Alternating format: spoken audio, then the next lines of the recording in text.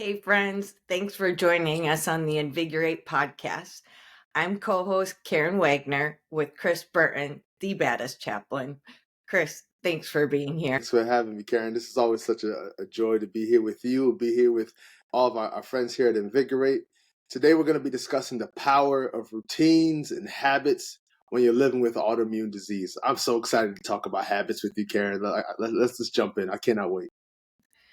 This is one of my favorite topics. I truly geek out about this, but I would say I didn't start paying attention to this until a few years ago Yeah, when I really went through a tough health period for a few right. months. hmm At that time, I was looking at everything, trying to figure out what I could do to better my situation. And we've talked about the spoon theory before, For where sure. you only have so many spoons in a day, and you got to make sure that you are kind of structuring your day to maximize your spoons. Right.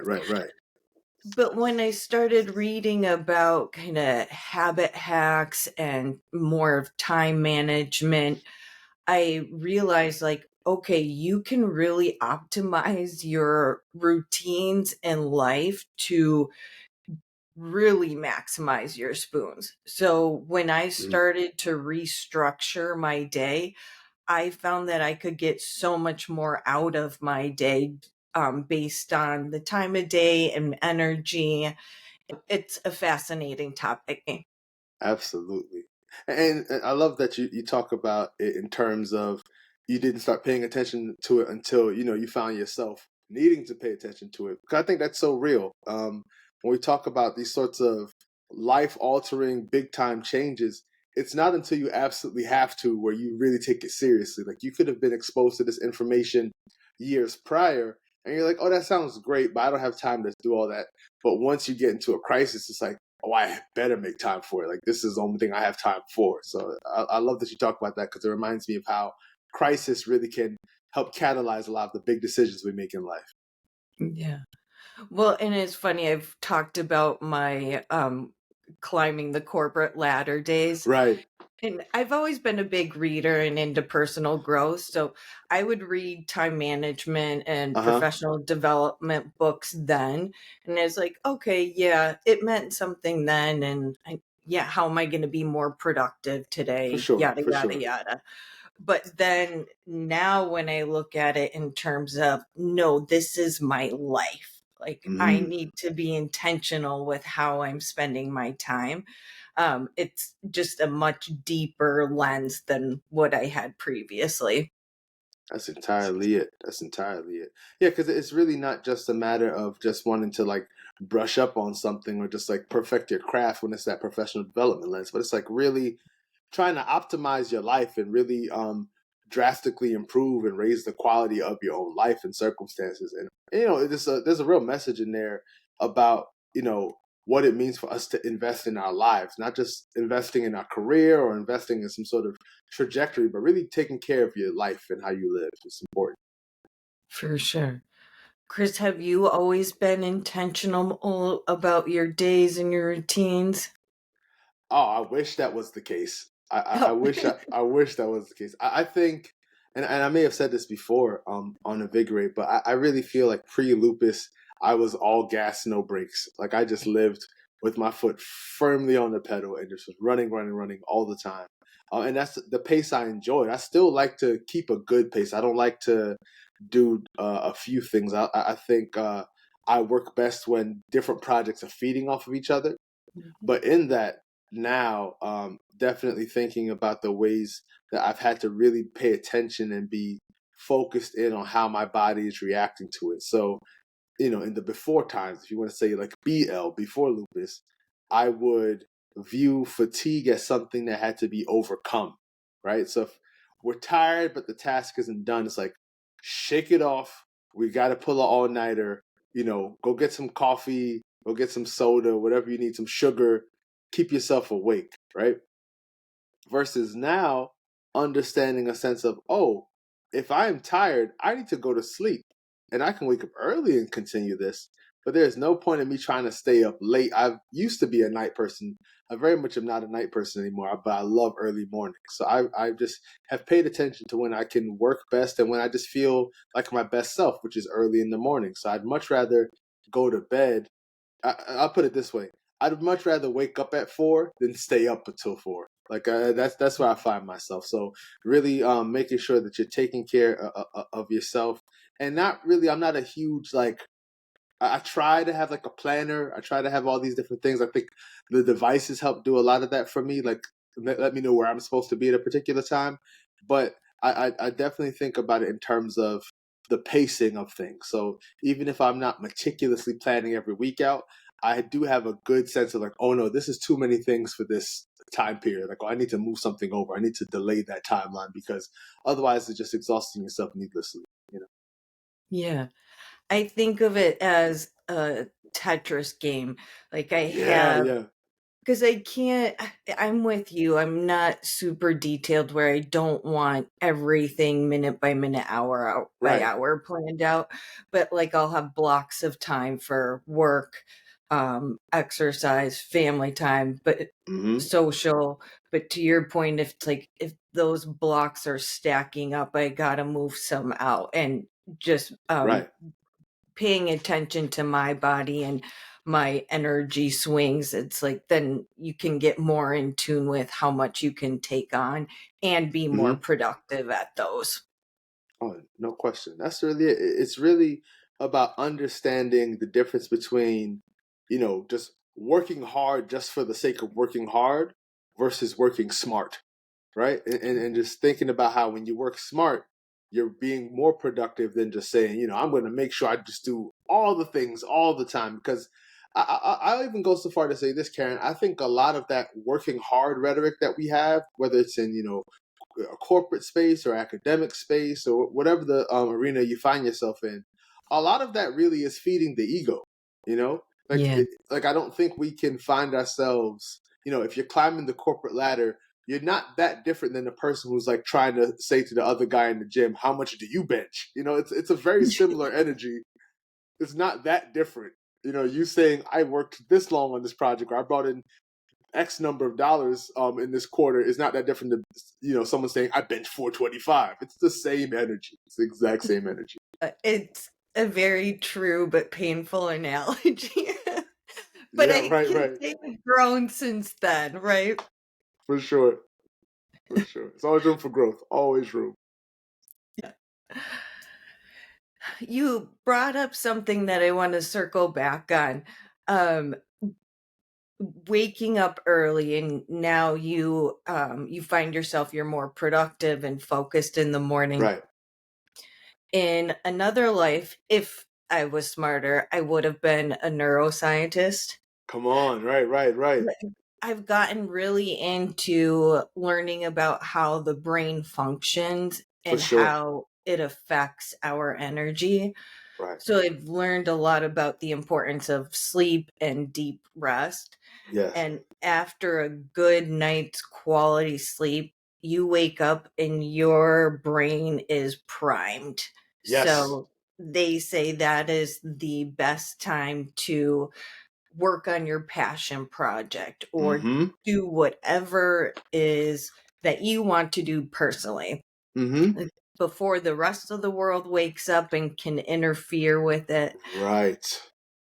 It's my favorite time. My absolute favorite time is when I can get up by like 5 and then I have a solid hour of writing with my cup of coffee before Yes. the household Right. blows up.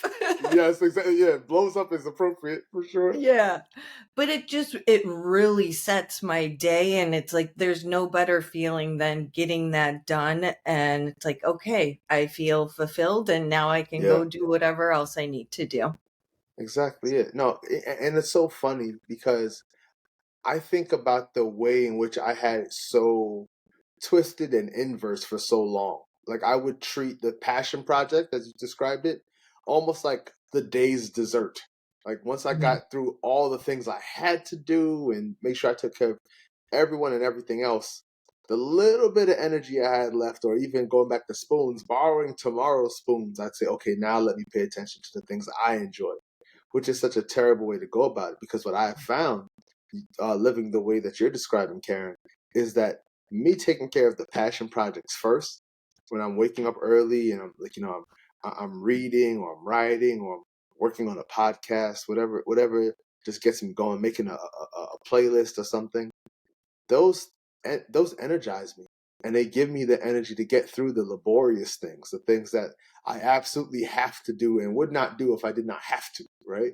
Like it helps me get through those things. And I think we really have to pay attention to the fact that one, we all have responsibilities, right? Responsibilities aren't going to go anywhere anytime soon. But two, how are you using your energy well? How are you mindful? How are you a good steward of your energy? Because if you're just pushing yourself only into the have to do's and not paying enough attention to the things you get to do, you're going to build up the kind of like resentment that kind of feels like, almost like a lactic acid that can build up in your muscles and cause your muscles to fatigue and hurt. It's the same sort of thing that is happening to your soul or to your creativity, to your like reason for being. And you're just dragging yourself through the week and living for the weekend. It's not a good way to exist, If it's the dessert at the end of the day, and a lot of times it's like you crash before you even get there. No So question. making sure you're fulfilling yourself first thing, and then you set yourself up so much better for the rest of the day. Mm-hmm. That's entirely it. Yeah. Entirely it. One of my favorite habit hacks, I've Okay. gotten into these tricks as far as, but tacking on a habit that you really don't want to do, you have to do, like your responsibilities, as you mentioned, but then pair that with something that you absolutely love. And Right, right. I recommend doing the passion project first because then you feel good. And if you do the task or the thing you don't want to do and then do the passion project as the dessert, it's like the thing that you don't want to do is just dragging out because you're Yeah, just wanting to get to the fun part. of But course.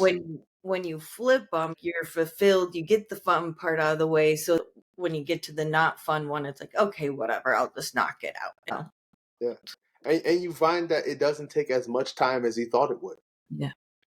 which is really amazing because as someone who was doing it entirely the wrong way for so long, I'm like, man, this takes forever.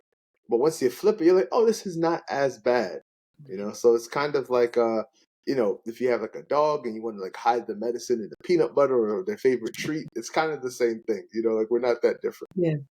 Yeah.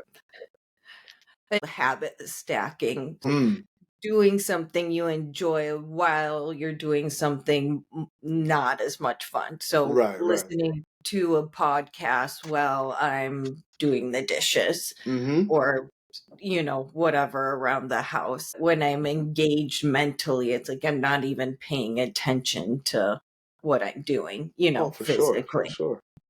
And then Absolutely. the time flies. It does. And this is not something new, right? Like, cultures and people groups all around the world, so many have attached music to tasks, right? So there's so many different tasks, whether it's like, you're working in your field or you're working outside doing some sort of chores, you're washing clothing, whatever it is, there's so many cultures that have attached music to it because there's something about singing or just some sort of like secondary activity as you're describing it that allows time to not feel as long. Like it's amazing to me that 5 minutes of playing a video game or scrolling Instagram feels like nothing, but 5 minutes of reading like a textbook feels like forever. You know what I mean? Like it's just amazing to me how relative time can feel depending on the task we're accomplishing. Mhm. And I love that you bring up music. It change your mood instantly. Instantly. Yes, yes, absolutely. It's funny. Before I jumped on to do this podcast with you, I started listening to Andre 3000 from Outkast has a new album, and instead of rapping, he's just playing the flute the entire album, and just Oh. and it's gorgeous music and just so unexpected. Because I was like, I know him for rapping, but he's like just playing the flute, and it's just something about the way that sort of music or any music that you really enjoy.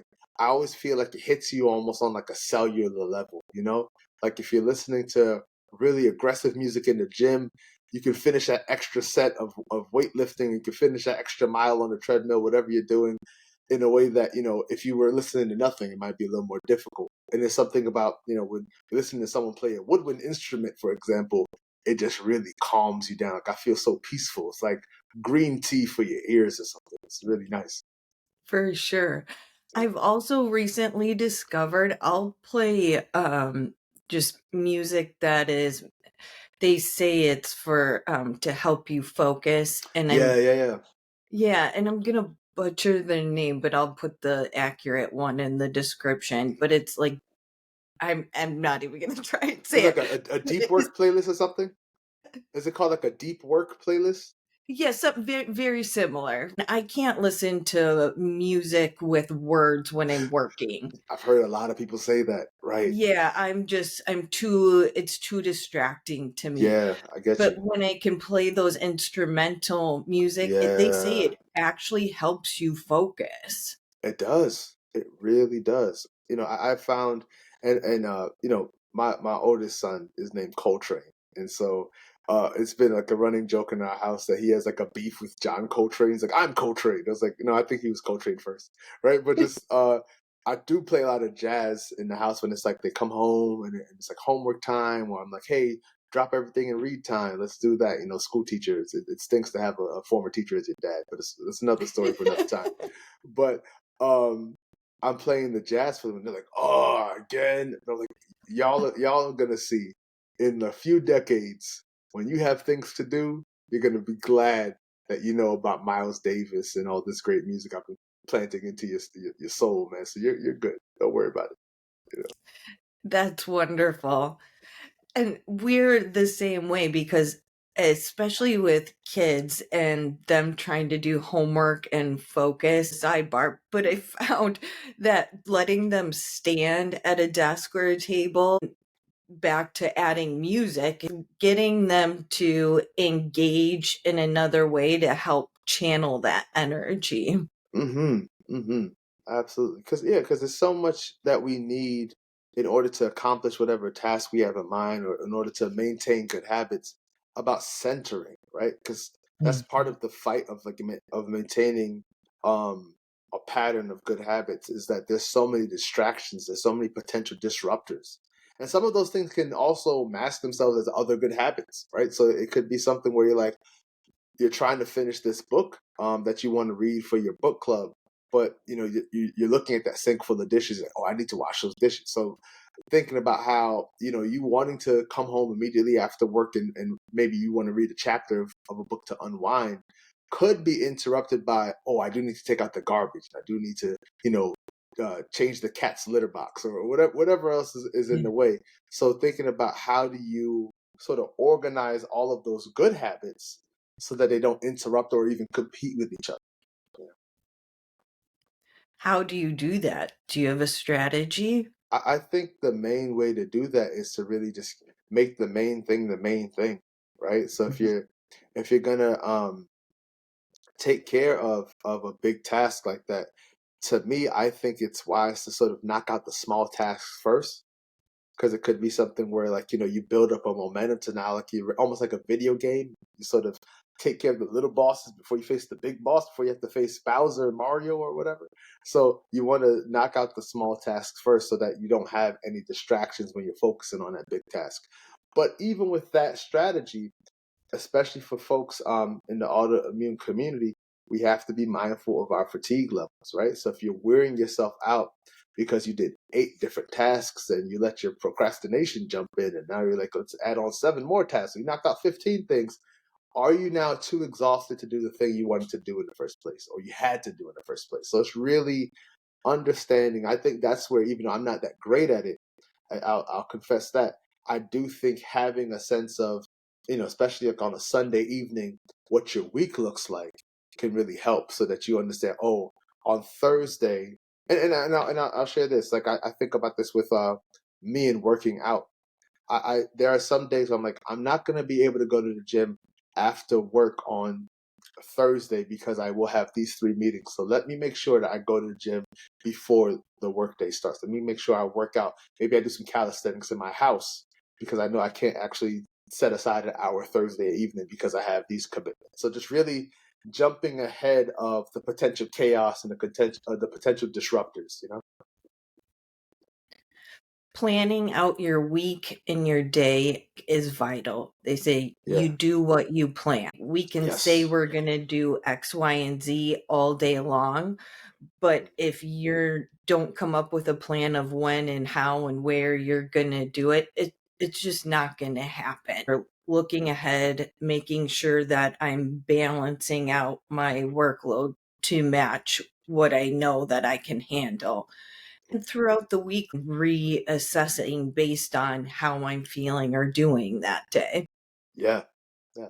Yeah, because right, and I like that because I think that builds in a level of flexibility into the Yeah. schedule.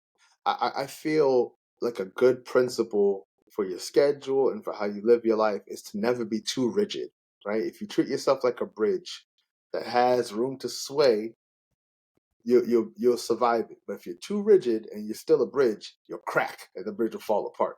So you don't want to be too rigid in your scheduling. You want to be kind to yourself and anticipate, you know what? I had the best of intentions, but maybe Tuesday's an exhausted day.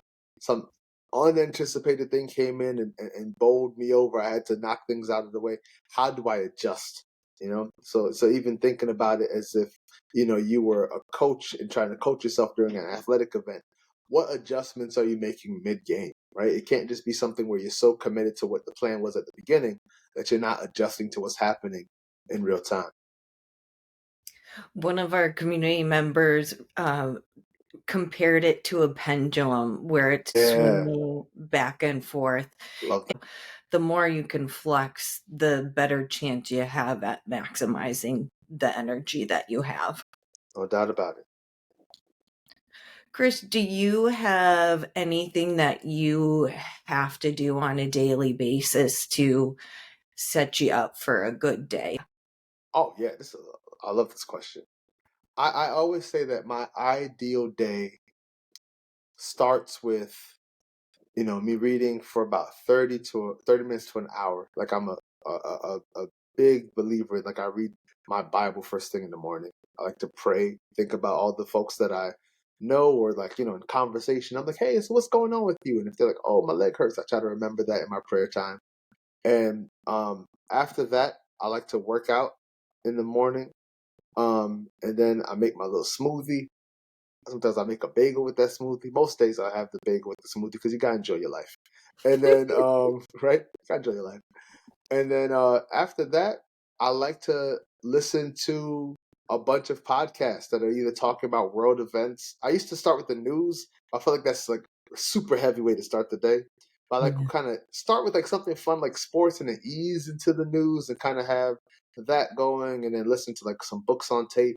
So just really thinking about all the ways, suffice it to say, I'm a big proponent in keeping yourself full almost to the point of like spilling, like living in a kind of abundance, so that no matter what comes up or who needs me that day, I have something for them. Like I don't want to try to give from an empty cup, or I don't want to be like that little kettle that's boiling, but there's barely any water in it, so you're just really burning. You're not boiling. That's how I think about it. Yeah. The morning routine sets you up for your day. I have found that when I take that time, sometimes it's 10, 15 minutes. Other days it's 5, Yeah, right, whatever. right. But when I take those few minutes, who I want Mm, to be that day, mm. how do I want to show up for the people I love and interact with, setting those intentions, it doesn't matter what comes up or what I get done. I know that I am behaving or living, trying to live in a way that is supporting those around me. Right, right, right. I love that. I love that because it's really an important part of it is understanding that your good habits aren't just for you, right? Like you're not just filling up and just doing all these things. It's not just purely self-help. It's understanding that, our responsibilities are connected to other people and we live in a society. So what would it look like? And to me, it's really this whole conversation of habits is really about society transformation. If everyone had the latitude, the space, the resources to say, "I'm going to do what I can in the morning to start my day well," even if you're not a morning person, even if your understanding of morning is like before noon, that's cool. Do you, right? But you know what I mean? Like not everyone's gonna get up at 4. I get it. Like maybe you going to bed at 4. I hear you, right? But what would it look like for you to start your day filling up on whatever you needed, positive, you know? Karen, I remember when I lived in New York, some mornings I'd be walking toward the train station, and I remember one morning just seeing, it probably happened many times, but just one particular time, this person just screaming on the phone at like 6:30 in the morning. And I would just think to myself, was that last night's problem or today's problem? Like, like what, like when did this kind of anger start? And just thinking about the ways that we start our day, we have to start our day with the way we intend to finish our day, right? We can't just start our day angry. And even going back to the music thing, like, what are you listening to that's filling you up? What are you watching that's filling you up? What are you consuming that's filling you up? All of these ways that we're mindful, so we're taking care of ourselves. So it's not just, I'm needlessly aggressive or I'm needlessly just down and thinking that nothing's going to work out well. Like, what are you feeding yourself so that you can do what you can, so if someone needs you, you're able to help them, and when you need you're able to help yourself. Like all of these things are important. Yeah, because when you start out with those negative emotions, you're clawing your Oh, way out. no question. Whereas if you start out with that fullness, like then you're prepared to give to others and Yeah, yeah, yourself. 100%, 100. A lot of times we with our to-do, I can't take another 10, 15 minutes or half hour to read or whatever. I don't Right, have right. time for that. It's all about intentions. And if you start out with that, you're going to have more time throughout the day later on. No You'll question. have more energy. That's really the truth. That's really the truth. Yeah, it's how you're taking care of yourself really dictates how you live. Hmm. One thing people are like, okay, where do I start? Sure. I take a look around your space. Like, is it cluttered? If it's Hmm. cluttered, it's probably stressing you out whether you realize it or not. Seriously. Do you have uplifting photos? I I read that there was this fun study where people, if they looked at a winning athlete doing anything, getting a medal, winning a race, winning a game, they looked at a picture of that before they took a test, did anything, they Yeah, performed better yeah. in Makes every sense. aspect. Just from seeing something positive, then Right. they went and performed better. It's Yeah. crazy. They were Our inspired. minds are crazy. Yeah, yeah. No, it's that is amazing though. Like, because when you said this, Karen, it makes me think about like my first apartment. I had no pictures up. The walls were the same, like standard white walls that came with the apartment. It looked like I was ready to move in or move out. You couldn't really tell. And just thinking about what it means to really just like beautify a space and yeah, just taking up a pile of clothes. If you're someone who has to work from home, for example, it can help clear your space, keeping your desk clear. Like my desk right now, it looks like a disaster. I can get federal funding for my desk right now. It's so bad. But you know, I say to myself, when I clear this desk, I'm gonna be so happy when I just put these things wherever they're supposed to be, which may be the garbage can at this point. Who knows, right? But once I do that, it's gonna make me feel so much better. So I love those suggestions. Yeah. Well, and I will say, like, my desk is not spotless right now. Yeah, yeah. But it goes back to priorities, and you say, Yes. "When I clean this," it's not like, "Oh, I have to clean this. This is dirty Right. right now." It's like, when I get to this, when it's a priority, it's not a priority right now because I'm podcasting. Right. Right. You guys don't want to watch me clean my desk. No, no, that's not. But you know what? There's an audience for it, probably. You know, as I say, there's somebody, on TikTok or somewhere just shredding paper, and everyone's like, "Oh, this is great! I can't wait to watch it." When, was it next Friday they drop the shredding paper episode? I can't wait. You know, something for everyone. Are you subscribed? I'm not subscribed. I'm not, but I'm sure there's an audience though. I'm sure there is. Have you found, so environment is big for me, Yeah, especially with nutrition. Like I just can't keep yeah. any stuff in the house, whatever. If it's No, not no, in the I'm with house, you. I don't have to worry about it. Yeah, I get you. But have you had, do you have any tricks or anything that you found have helped you kind of change any of your habits? One thing, thinking about environment, I've made the habit now because this has been a particularly like full season. I don't want to just call it busy because I see that has like a negative connotation, but it's been a full Yeah. season. The routine of while I'm at work and I have a little downtime, I'll go on like Instacart and just like order groceries that I can pick up later. So all I have Yeah. to do when I go to the supermarket, I just go and they have it in the bag. So I pick it up and I say thank you and I go back home. There's something about that years ago I would have felt like, oh no, if I go to the supermarket, that's like 3 hours I'm being in the supermarket. Like it's just my thinking, and it's helped to just like clear this essential everyone's got to eat mentality. And I don't want to, especially thinking about health, I don't want to just be in that panic of it's 5 o'clock and everyone's looking like what are we gonna have for dinner. And we're just like, okay, let's just order something. I don't. That's not a sustainable thing because to me, when you prepare food, you're also able to dictate what goes into the food. So even if you're like, oh, I'm going to order like a healthy thing, you're not controlling how much like salt they're using or what kind of oil they use to prepare the food or whatever it is. So when you're home, you can do that. And I found that cooking also relaxes me, so I don't mind doing that. So that's one little aspect of life that is not only a time saver, but it's actually something that spills into the other goals that I have in life of like eating healthier, making sure I'm more present with my kids. So it's not like when my kids come home, I have to say, oh, no, I have to go to the supermarket. I'll see you at bedtime. Like we're present. So just thinking about how one good habit can spill into other areas of your life. Yeah. Similarly, I discovered Misfits Market, or Yeah.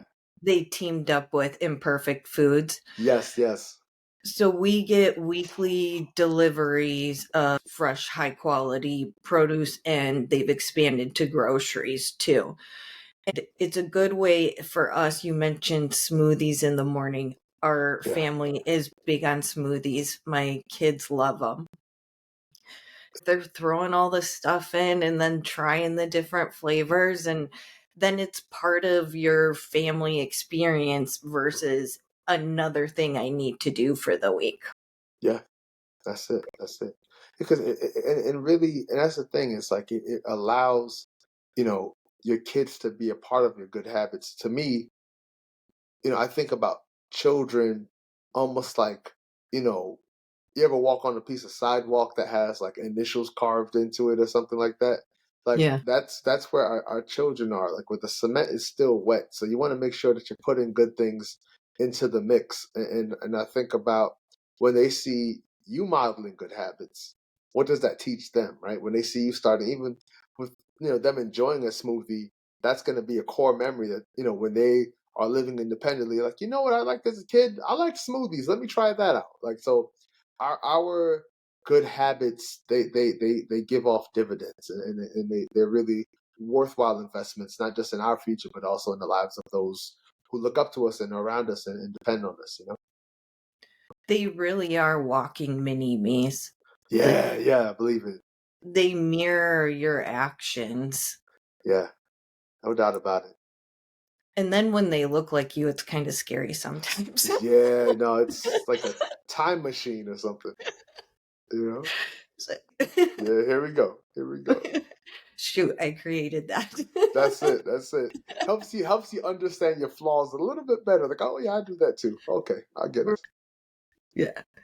But I think the bigger point about in making those core memories and us just talking about our routines and Mm, habits, it has to be who you are. It can't be something I have to do. If you hate working out or you hate Right, running, don't right. run. If you hate swimming, don't swim, and just keep trying stuff until you find something that you Yeah, do like. exactly. I love that advice because there absolutely is something out there for you. And I feel like people end up having so much self loathing because they're trying to play tennis or something and they're just like not good at tennis and then they're like, I'm just not good. But no, there's something else that you may be amazing at golf. You may be amazing at even bowling, even though it doesn't feel like, you're burning that much calories or something like that. It's still you're out there and you're active and it could be something that where it's social, you develop friendships that help, you know, with your routine as well. Like if you're in a bowling group that meets on like Wednesday nights or something, that can be something you look forward to, and it helps the quality of your life. I'm not against that, you know. And there's more and more research coming out about the benefits of light activities. Like you can do your intense workouts great, but Right, if you're sitting 13, 16 hours a day, it's going to negate the benefits of that that's workout. the truth. So anything you can do, walking, bowling, pickleball's huge, Pickleball's whatever. huge, huge. It's just you got to get out and move as much as you can, and that'll just help both your psyche and your physical health. That's the truth. And I'll tell you this, Karen. I was just speaking to a great friend of mine about how, with my moderate workouts, I'm not thinking about me at my age now of 36. I'm thinking about future me at 86. Like how are they going to be able to move? And I sort of try to move with the like 86-year-old version of me in mind. Like what are the activities I can participate in now that I'll be able to keep up for 50 years? Yeah.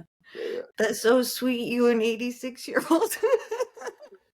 So still podcasting, or like my Yeah. hologram podcast somewhere. Yeah. I'll be up for that. By that point, there'll be Oh, no 100%. filter. I want to hear Oh all yeah, of it. it's all coming out. 86, unhinged, Permission to say whatever you want. whatever you want. Exactly it. No doubt. Cool. Chris, any other things that you can think of that have really helped you? Other than that, I think the biggest thing is making it a part of who Yeah, you are and how you live. It can't yeah. be an extra thing. I will say one more thing in it is that I think there's a bit of a perfectionist window with habits that we have to sort of forgive ourselves for. So you may say, and there's so many apps now that keep streaks. Like if you like you're, let's say you're someone who is entering the food you've eaten, and it's like, oh, you've done this for 6 days in a row, good job, right? It's like an incentive to keep going. um but if you skip a day, or you forgot, or whatever the reason is that interrupts your habit, I really want to encourage everyone not to just beat themselves up, not to just feel like they're the worst and now they have to like just start all over again. Yes, the number is going to go back down to zero and it's going to go to one and climb from there. But just forgive yourself and keep going, right? If you were like, I'm going to go to the gym every other day, and then life happens for whatever reason, and you interrupt that routine, don't trip off of it. Just say, okay, when's the next time I can go? And commit yourself to doing that.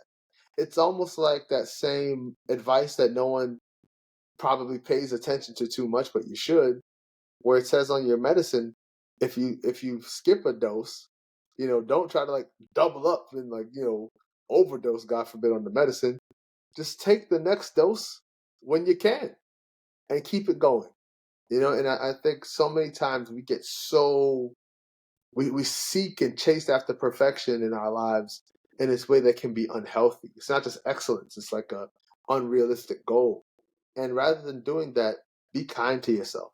And I think that's really where I want to leave it. It's just like in all of these things, in your habit forming, the best habit you can have is a everlasting kindness to yourself that will spill out in kindness to other people. I'm so thankful you brought this up because I feel like this is the most important part of the episode, and I can't believe we almost didn't touch on it. That two things. The 1% rule, like it's not an all or nothing. Just Right. do one thing better, 1% better each time. And there's going to be times where you slip up. It just is a fact of life. I like to say if I'm doing anything at 95%, I'm doing pretty good. Hey, if you slip up once, just don't let it happen twice. To your Right. point, is figure out when you can get to it again and course correct. No big deal. We're so hard on ourselves sometimes, and it's easy to get down on it when you miss that. And that's one reason why I don't like trackers through apps and stuff, because I Yeah. feel too claustrophobic. It's like, it's too much time. I don't want to have to do it. But if Right. I just focus on that 1%, I know if I'm headed in the right direction or not. Mm-hmm. That's the truth. That's the truth. Yeah, just allowing yourself to do it at your pace and not feel like under the immense pressure of like I'm failing myself or I'm failing this app by not doing it. No, just get it done when you can and just live into like the I get to do this and not the I have to. You know? Yeah. Yeah. And at the end of the day, I think it's important to reflect. I used to have the scarcity mentality of, oh, I didn't Mm, get to all these things today. right. But at the end of the day, taking a few minutes to, I like to journal and write out, okay, these are the things that I actually did get done and that I'm proud of that I Yeah. got done. And then forget about the rest, because it's about those priorities and being thankful that I was healthy enough and present enough that I was able to get that done. Hmm. That's the truth. That's the truth. Yeah. Like I think we do ourselves a disservice when we're focusing on what we haven't done yet rather than what we've done and being able to celebrate each victory, particularly in this uh, particular journey, peculiar journey we find ourselves in. You have to celebrate consistently. Like, let celebration be a part of your routine because, you know, you and I know there were times where we couldn't do very simple tasks, whether even, something like this where we've been, able to podcast. And I think this is like episode 10.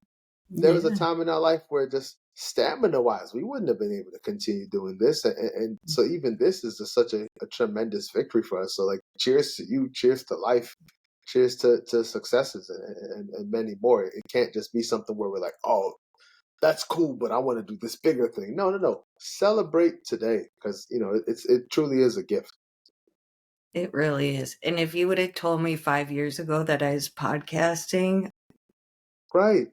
I would not have believed you. Of course, of course, of course. Let life continue to surprise you. Yeah. If you can take that time in the morning, set your intentions. And if you know at sunset at the end of the day, you're going to look back and what you have done for the day, you're going to try a lot harder. And it Yeah. helps motivate and inspire you to really step up and be the person that you want to be. This moment today is all we have. Yeah. You got to influence it the best you can and forget about the rest. Well said. Well said. That's truly it. That's truly it. I'm preaching to the choir. I know, but it's listen, listen. The choir is clapping. You know, Cool. the choir is shouting back. Yeah. All good vibes. All good vibes for sure. For sure. That's it. Well, this is a fun conversation, Chris. I love talking about this stuff. Oh, likewise, likewise. And I think it's really important, and I hope folks, when you see stuff like this, conversation like this, like give us a shout. Let us know about your stories. Like I think let being able to tell us exactly the ways that not only this episode is helping you, but other ways that you would like to be helped. So don't hesitate if you're watching this or listening to this to share in the comments what's going on with you. We'd love to hear from you. Yeah, the more we can share, the more we can help each other because we're all going through similar challenges with these autoimmune diseases. That's And it true. That's very true. much takes a team effort to navigate this because Hmm. it is complex and it's not easy. No. But like Chris said, it's very rewarding when you lean into it and are very intentional about it. Yeah. Absolutely. Our personal growth resources and learn more about what Chris and I were talking about today, please go to invigorateyourjourney.com. There's a whole personal growth wellness pillar with resources and information that can get you information on any area that you're interested in. Until next time, like us, leave us a review, subscribe so you don't miss an episode. And thank you for joining us. And thank you, Chris. Oh, thank you, Karen, and you all take care. Thank you all so much.